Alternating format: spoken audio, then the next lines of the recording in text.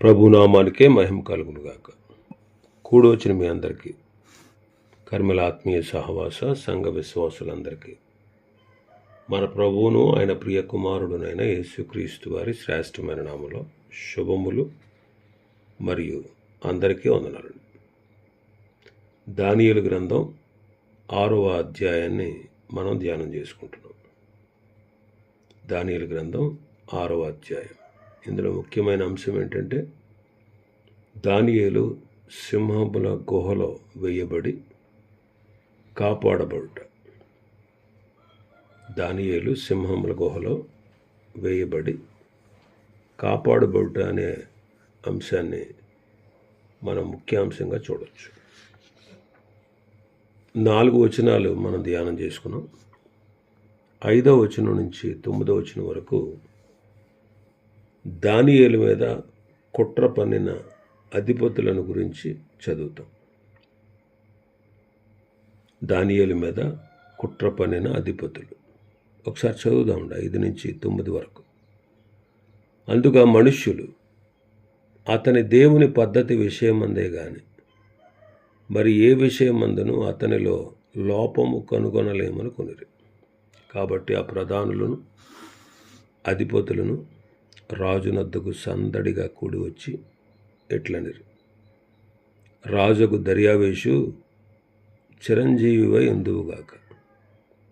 రాజ్యపు ప్రధానులు, సేనాధిపతులు, అధిపతులు, మంత్రులు, సంస్థానాధిపతులు అందరూ కూడి రాజు ఒక ఖండితమైన చట్టము స్థిరపరిచి దానిని శాసనముగా చాటింపచేయునట్లు యోచన చేసిరి. ఎట్లనగా 30 దినముల వరకు నీ యొద్ద తప్ప మరి ఏ దేవుని యొద్దనైనను మానవుని యొద్దనైనను ఎవడును ఏ మనవిని చేయకూడదు.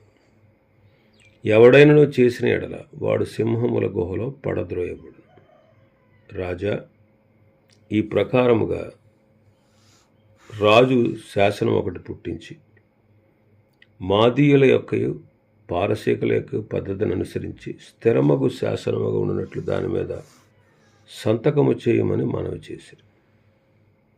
కాగా రాజుకు దర్యావేషు శాసనము రాయించి సంతకము చేశాను. దానియేలు మీద కుట్ర పన్నిన అధిపతులు రాజ్య పరిపాలన విషయంలో దానియేలు ఏ తప్పైనా లోపమైనా ఉందేమో అని చూశారు. కానీ దానియేలు ఏ తప్పు లోపము చేసేవాడు కాదు గనక అతని దగ్గర తప్పు కనుగొనలేకపోయారు. దానియేలులో తప్పు కానీ లోపము కానీ లేదు. నెబుకద్నెజరు సైతం ఈ విషయం ముందు అతన్ని ఏమాత్రం కదిలించలేకపోయాడు. నెబుకద్నెజరే దానియేలు ఎదుట దోషి అయి తగ్గవలసి వచ్చింది. ఇప్పుడు వాళ్ళు, ఈ అధిపతులు, అతని మీద నేరం మోపుటకై ఒక సంగతి కనుగొన్నారు.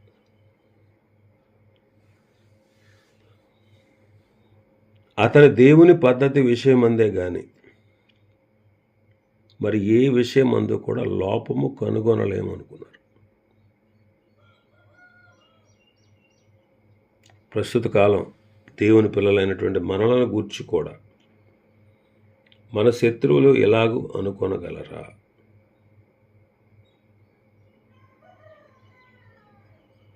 అయితే ఇప్పుడు వాళ్ళు ఒక కారణాన్ని వెతికారు. ఏంటంటే,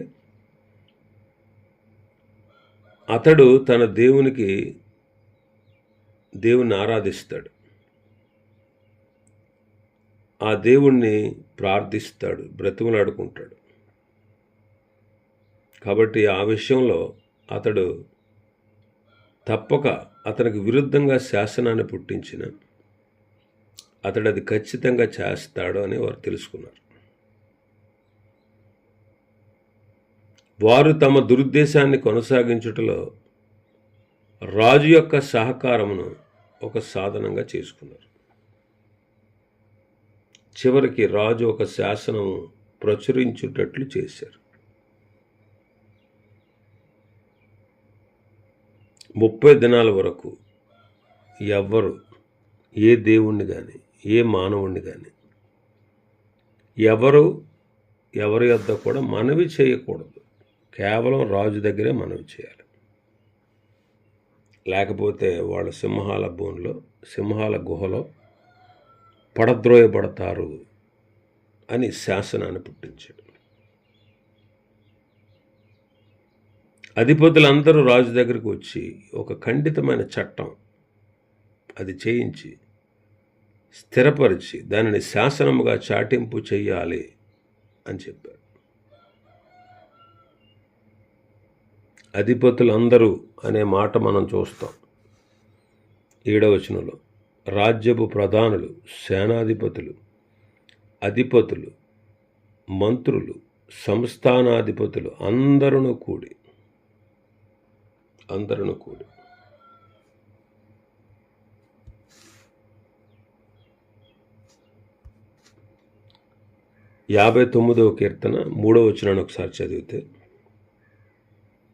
నా ప్రాణము తీయవలనని వారు పొంచి ఉన్నారు. యెహోవా, నా దోషమును బట్టి కాదు, నా పాపమును బట్టి కాదు, ఊరకయే బలవంతులు నా పైన పోగుపడి ఉన్నారు. 62వ కీర్తన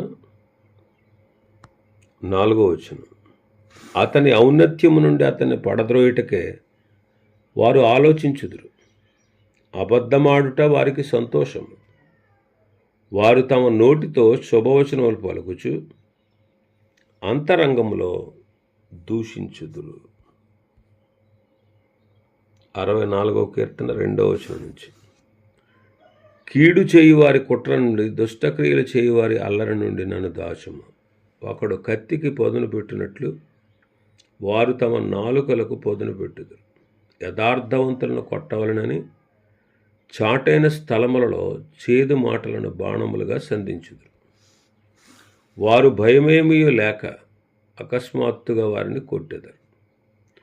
వారు దురాలోచన దృఢపరుచుకుందరు.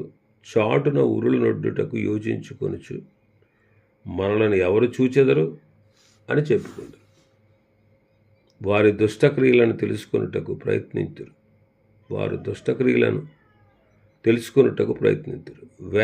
వెదకి ఉపాయము సిద్ధపరచుకుందరు. ప్రతి వాని హృదయాంతరంగము అగాధము. 83వ కీర్తన కూడా చూస్తే 83వ కీర్తన 1 నుంచి, దేవా ఊరకుండకుము, దేవా మౌనంగా ఉండకుము, ఊరకుండకుము. నీ శత్రువులు అల్లరి చేయుచున్నారు, నిన్ను ద్వేషించి వారు తల ఎత్తి ఉన్నారు. నీ ప్రజల మీద వారు కపటోపాయములు పన్నుచున్నారు. నీ మరుగుజొచ్చిన వారి మీద ఆలోచన చేయుచున్నారు. 109వ కీర్తన 4వ వచనం. 109వ కీర్తన 4వ వచనం, నేను చూపిన ప్రేమకు ప్రతిగా వారు నా మీద పగబట్టి ఉన్నారు. అయితే నేను మానక ప్రార్థన చేయుచున్నాను అంటే, చూపిన ప్రేమకు ప్రతిగా వాళ్ళు పగబడతారు. ఇలాంటి పరిస్థితులు భక్తులైన వారు ఎదుర్కొన్నారు. ఇలాంటి పరిస్థితులు భక్తులైన వాళ్ళు ఎదుర్కొన్నారు. మరి వారి అనుభవాల్లో నుంచి వారు ఈ మాటలు రాశారు. కాబట్టి అధిపతులందరూ ఏ మనుష్యుని దేవుని స్థానానికి హెచ్చించేందుకు దానియేలు ఒప్పుకోడు అనే విషయం వాళ్ళకి తెలుసు. మనుషులు కానీ లేకపోతే ఇతరమైన వాటికి కానీ అతడు నమస్కరించడు. దేవుని పద్ధతి యందు క్రమం తప్పడు అనే విషయం వాళ్ళకు తెలుసు. వారు పుట్టించిన శాసనము ఏంటంటే 30 దినాల వరకు నీ యొద్ద తప్ప మరి ఏ దేవుని వద్ద కానీ మనుషుని వద్ద కానీ ఎవడు ఏ మనవి చేయకూడదు. ఎవడైనా చేస్తే వాడు సింహముల గుహలో పడద్రోయబడతాడు అనే శాసనాన్ని చేయించి దాని మీద సంతకం చేయమని రాజును అడిగారు. వారు కుట్ర చేస్తున్నారనేటువంటి విషయం రాజుకు తెలియదు. కాబట్టి ఆ శాసనాన్ని చేయించి దాని మీద సంతకం పెట్టాడు. మాదీయుల యొక్కయు పారసీకుల యొక్కయు స్థిరమగు శాసనం అన్నమాట. ఎవ్వరూ రద్దుపరచలేరు దాన్ని, రాజు కూడా రద్దుపరచలేడు. ఎస్తేరు గ్రంథంలో మనం చదువుతాం అన్నమాట.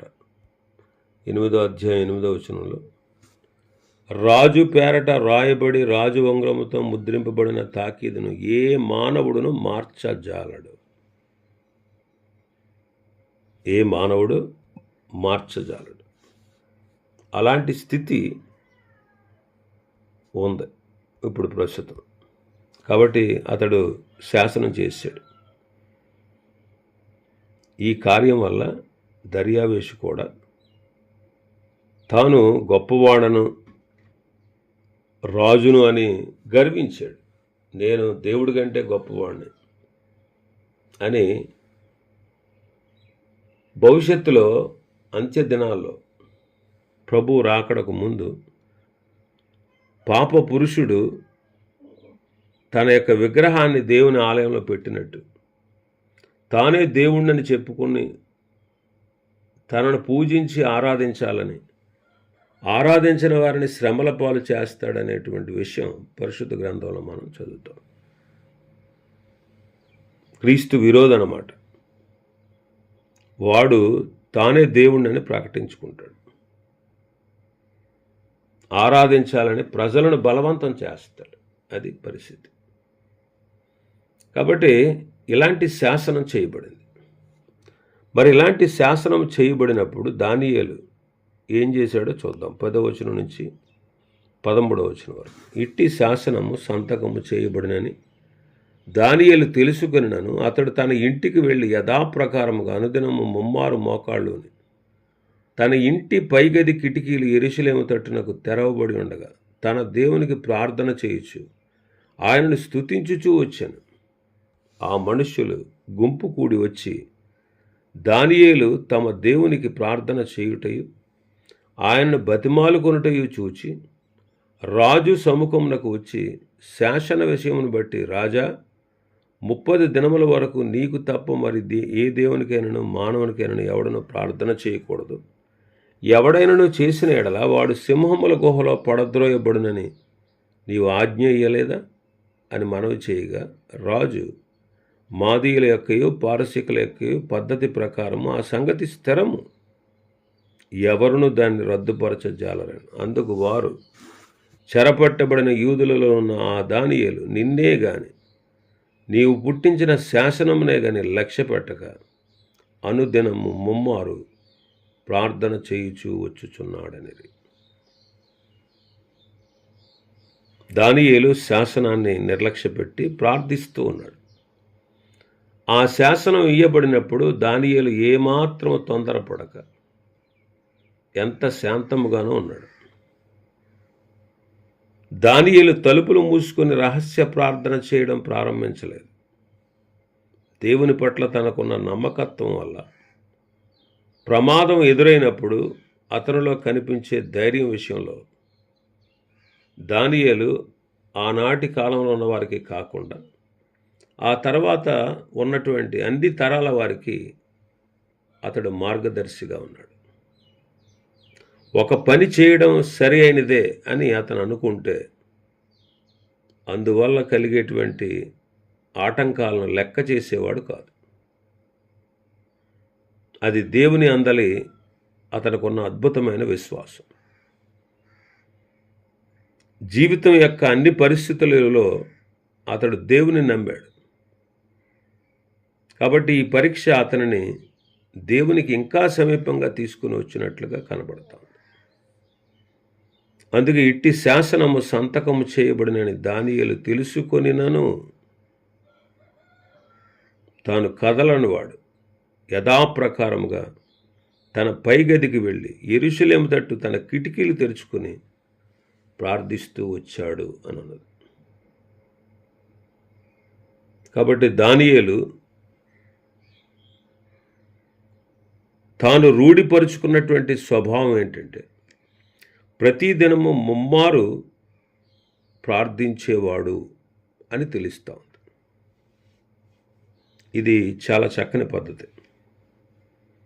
భక్తులైన వారు ఆ దినాల్లో అలాగు ప్రార్థించే అభ్యాసము కలిగి ఉన్నారు. దావీదు 55వ కీర్తనలో అంటాడు 17వ వచనంలో, సాయంకాలమున ఉదయమున మధ్యాహ్నమున నేను ధ్యానించుచు మొరపెట్టుకుందును, ఆయన నా ప్రార్థన ఆలకించును. ముమ్మారు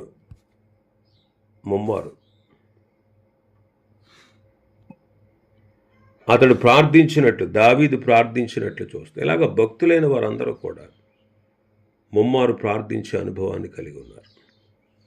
దానియేలు జీవితంలో ప్రార్థన ఎంతో ఉత్తమమైనది.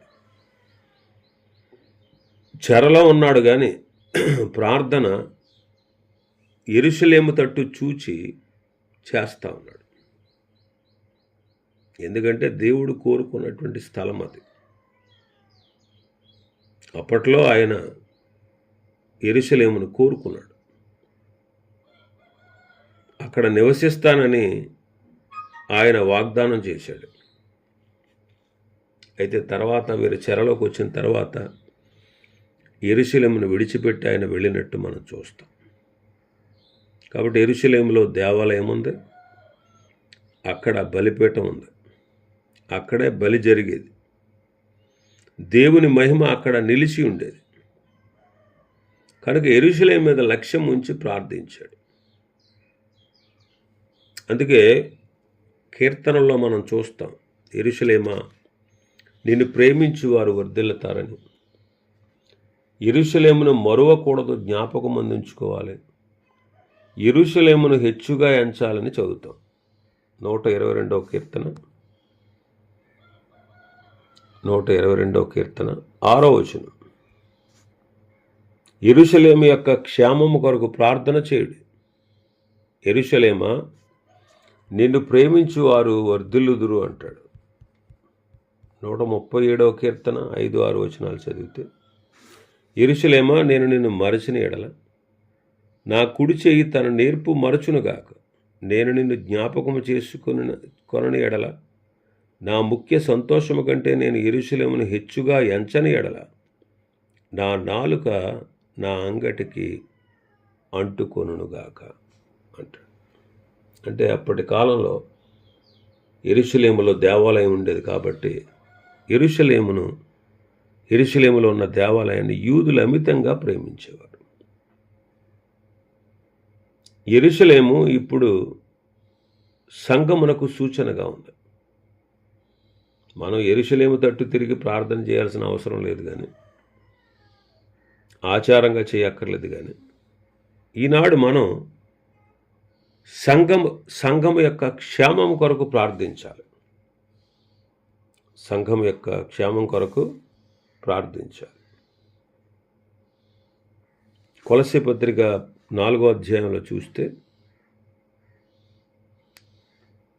12-13 వచనాలు, మీలో ఒకడును క్రీస్తు యేసు దాసుడునైన ఎపఫ్రా మీకు వందనములు చెప్పుచున్నాడు. మీరు సంపూర్ణులను, ప్రతి విషయంలో దేవుని చిత్తమును గూర్చిన సంపూర్ణాత్మ నిశ్చయత గలవారునై నిలకడగా ఉండవలనని ఇతడు ఎల్లప్పుడూ మీ కొరకు తన ప్రార్థనలలో పోరాడుచున్నాడు. ఎపఫ్రా సంఘ క్షేమం కొరకు ప్రార్థనలో పోరాడుతున్నాడు. ఎఫెసీ పత్రికలో మనం చూస్తాం. ఎఫెసీ పత్రిక 6వ అధ్యాయం 18వ వచనం చూస్తే, ఆత్మ వలన ప్రతి సమయమందును ప్రతి విధమైన ప్రార్థన విజ్ఞాపన చేయుచు ఆ విషయమై సమస్తమైన పరిశుద్ధుల నిమిత్తమును పూర్ణమైన పట్టుదలతో విజ్ఞాపన చేయుచు మెలకువగా ఉండు.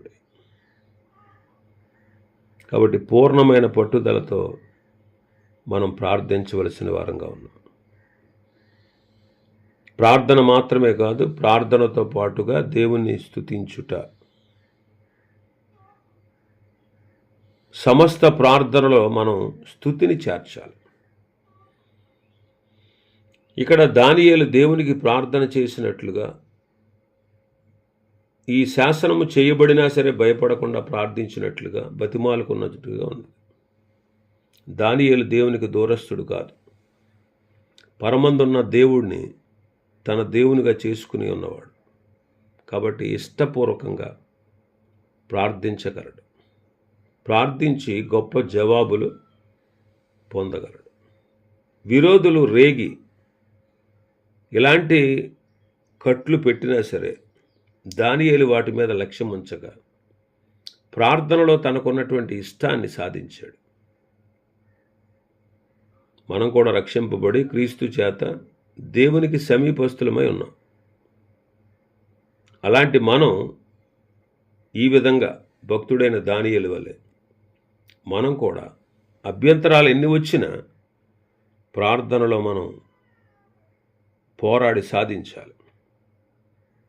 కాబట్టి మనం ప్రార్థించాలి. ఎడతెగక ప్రార్థించండి, విసుగక నిత్యము ప్రార్థించండి అని, శోధనలో ప్రవేశింపకుండానట్లు మెలకువగా ఉండి ప్రార్థించండి అని ప్రభువు తన శిష్యులకు నేర్పాడు.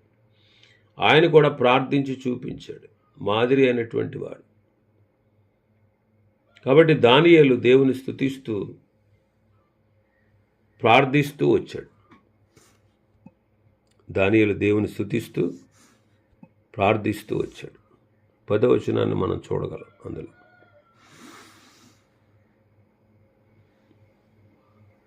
తన దేవుని ప్రార్థించుచు ఆయనను స్తుతించుచు వచ్చాను అని 10వ వచనంలో చదువుతాం. కాబట్టి మన ప్రార్థనలో స్తుతులు కూడా జత చేయబడాలి. కాబట్టి దానియేలు ఆ రీతిగా స్థిరముగా నిలిచినవాడు. అలాగా దేవుని ప్రార్థిస్తూ ఉండుట శత్రువులు చూసి వారు రాజు దగ్గరికి వెళ్ళి అతని మీద నేరాన్ని మోపారు. ఇంకా మరికొన్ని విషయాలు ఈ అధ్యాయంలో ఉన్నాయి. ప్రభు చిత్తమైతే రేపటి దినం వాటిని జ్ఞాపకం చేసుకుందాం. దేవుడి వర్తమాన వాక్యాన్ని మన వినికిడిలో ఆశీర్వదించును గాక. ఆమేన్.